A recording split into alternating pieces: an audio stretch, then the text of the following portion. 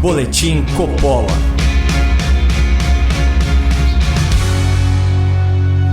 Sejam bem-vindos ao Boletim Coppola. Hoje nós vamos falar sobre uma figura pública que já teve status de herói nacional e que agora culpa as fake news pelo derretimento da sua popularidade. Nós também vamos falar sobre um candidato que, quando foi hostilizado em um aeroporto, presumiu que os passageiros estavam sendo pagos para insultá-lo. E, finalmente, nós vamos falar sobre um político que prega o diálogo, mas que nas redes sociais se refere de forma muito pejorativa a milhões de apoiadores de seus adversários. Infelizmente, essa figura pública, esse candidato e esse político são todos a mesma pessoa.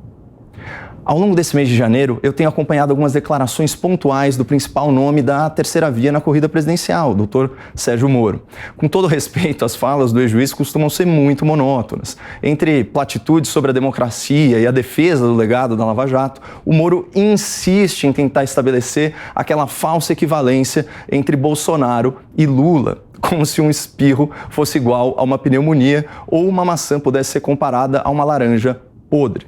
Mas o que realmente chamou a minha atenção foi a súbita mudança na linguagem e no tom do ex-juiz. Essa estratégia de comunicação também não passou desapercebida à revista Veja, que o entrevistou na semana passada. Aspas. Desde que anunciou sua pré-candidatura, o comportamento de Sérgio Moro mudou substancialmente.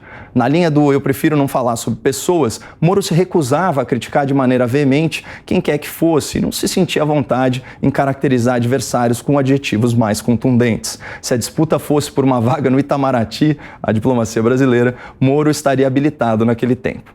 Bom, esse era o Sérgio Moro de antes da influência dos marqueteiros, dos aliados oportunistas, dos youtubers de estimação, enfim, todos esses parasitas políticos desidratados que tentam sugar de alguma forma o que ainda resta da popularidade do ex-juiz da Lava Jato. E assim, agora nós vemos um Sérgio Moro repaginado, mas muito desconfortável, desempenhando um papel para o qual não tem o menor talento. E sendo visivelmente manipulado, a ponto de utilizar expressões, utilizar generalizações que não são suas e que são tão vulgares, que ficam incompatíveis com aquele estilo próprio e judicioso do ex-juiz, antes muito comedido nas suas palavras. Para ilustrar esse ponto, deem uma olhada nesse tweet de 5 de janeiro, publicado na conta oficial do Sérgio Moro. Aspas, começa a rodar o Brasil. Temos um país para salvar de uma triste polarização entre pelegos e milicianos. Vamos construir a nação moderna e inclusiva que queremos. Quer dizer, então, que os apoiadores do lulopetismo são pelegos e os apoiadores do Bolsonaro são milicianos? É uma generalização bem rasteira, numa linguagem muito infantil, mas, acima de tudo, é uma lacração burra demais.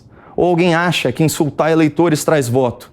Essa frase sobre pelegos e milicianos é o exato oposto de uma comunicação política persuasiva e inteligente. Não é possível que isso tenha saído da cabeça de um juiz de direito experiente e educado. Sem falar na contradição que salta aos olhos na frase seguinte: como que é possível propor uma construção de uma nação inclusiva depois de ofender gratuitamente milhões de pessoas pelas suas preferências políticas? Mas sabem o que é mais insano nessa publicação infeliz? Ela é essencialmente mentirosa. Porque o Moro não acredita nas suas próprias ofensas ao bolsonarismo. E para comprovar isso, basta resgatar as palavras do próprio, quando era ministro da Justiça. Olha essa manchete do Globo, de março de 2020, então um mês antes da sua saída do governo. Aspas, para Moro, Bolsonaro não tem ligação com milícias. À época, o Sérgio Moro afirmou o seguinte em entrevista à Globo News: na minha avaliação, o presidente Bolsonaro não tem nenhuma ligação com qualquer milícia ou qualquer grupo.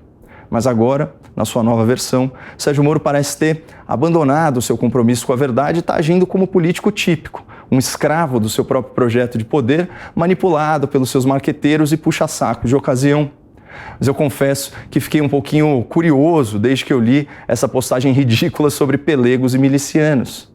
Quem são, afinal, os moleques que andam escrevendo os tweets e os discursos do Sérgio Moro? Quem são esses moleques sem noção que estão conseguindo a proeza de derreter a reputação de um homem que 20 meses atrás era a figura política mais popular do Brasil? Se você tiver alguma ideia ou palpite de quem são essas crianças de barba, visite o canal Caio Coppola no YouTube e escreva sua opinião nos comentários desse vídeo aqui. E na volta do intervalo, a gente deixa um pouco de lado a linguagem e passa a analisar a postura, ou a falta de postura, de Sérgio Moro em relação às adversidades da campanha eleitoral. Boletim Coppola.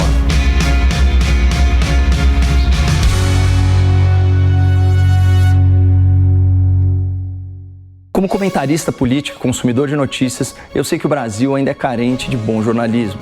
Mas não desanime. Nesse oceano de desinformação, ainda existem ilhas de excelência na imprensa nacional. Um exemplo é a Gazeta do Povo, um jornal comprometido com a liberdade. Eu e vários colegas que eu admiro apoiamos a Gazeta como colunistas, escrevendo artigos toda semana. Mas nós contamos com você para nos apoiar como assinante. Acesse gazetadopovo.com.br/Caio ou clique no link do descritivo desse vídeo e saiba mais. Você que faz parte da audiência cada vez maior da Jovem Pan já sabe a importância de consumir informação sem deformação. Mas além de ouvintes e espectadores, nós também podemos e devemos ser leitores de política. Por isso, eu faço um convite especial para que você conheça a Revista Oeste. Passeie pelos artigos do Augusto Nunes, saboreie os textos do J.R. Guzzo e não esqueça de visitar a minha coluna que estreia por lá nessa sexta-feira. Acesse revistaoeste.com/Caio ou clique aqui embaixo no link do descritivo e resgate o prazer da boa leitura política. Boletim Coppola.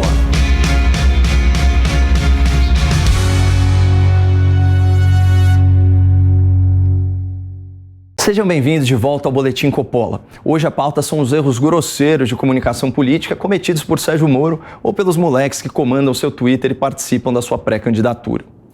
Eu separei 2 exemplos do tom presunçoso adotado por Moro quando ele precisa justificar alguma coisa negativa relacionada à sua campanha estacionária.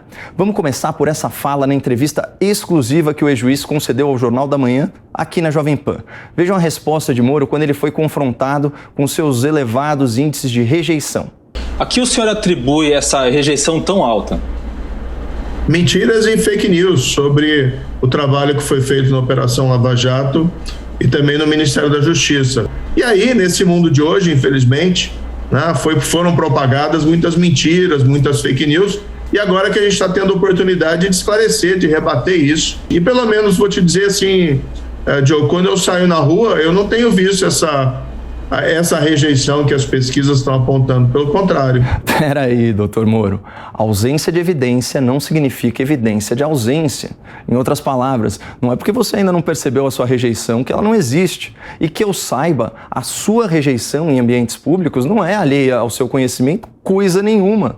Porque é fato gravado, é noticiado que o senhor foi insultado de forma grosseira por alguns passageiros no aeroporto da Paraíba no começo do mês. Eu imagino que seja um caso bem isolado, mas o que vale a pena ser comentado aqui é a sua reação a esse episódio, quando você sugeriu de forma bem leviana que os seus críticos provavelmente foram pagos para fazer aquela gritaria. O senhor não percebe a arrogância desse tipo de comentário? Em última análise, doutor Moro, você está atribuindo a pecha de vendido a quem não concorda com as suas ideias. Exatamente como fazem os seus youtubers de estimação e o seu exército infantil online, que tratam gente trabalhadora, gente honesta, como se fossem animais ou como se fossem bandidos, gado, milicianos. O que fica cada vez mais claro para nós eleitores, é que no seu caso, Moro, o exemplo vem de baixo. Porque você está imitando o mau comportamento dos seus piores aliados, a ponto de deixar moleques sem biografia decidirem o que você vai falar. Aliás, o fiasco do Sérgio Moro nas pesquisas eleitorais é um sinal evidente de que o ex-juiz está trilhando o caminho errado e em má companhia, em péssima companhia. Mas ao invés de reconhecer os próprios erros, o Moro joga a culpa nos outros. A que o senhor atribui essa rejeição tão alta? Mentiras e fake news sobre o trabalho que foi feito na Operação Lava Jato e também no Ministério da Justiça. Até parece. Dizer que Sérgio Moro perdeu popularidade por causa de fake news sobre a Lava Jato é tão estúpido quanto afirmar que o Jair Bolsonaro foi eleito por causa de fake news em WhatsApp. E é feio testemunhar um candidato à presidência da República que se recusa a assumir responsabilidade pelas suas próprias escolhas políticas. escolheu apoiar o autoritarismo durante a pandemia, escolheu sair atirando do governo em plena crise sanitária e econômica, escolheu insinuar que o presidente da República havia cometido crime para depois negar isso em depoimento oficial, escolheu se omitir em relação a todos os excessos do STF e escolheu traçar uma falsa equivalência moral entre Lula e Bolsonaro. Parafraseando o psicanalista Jorge Forbes, Moro é cúmplice da rejeição que sofre e deveria ter maturidade democrática para se responsabilizar pelas suas escolhas. Se bem que é difícil exigir maturidade de quem se aconselha com moleques. Muito obrigado, não percam a esperança no Brasil e fiquem com Deus.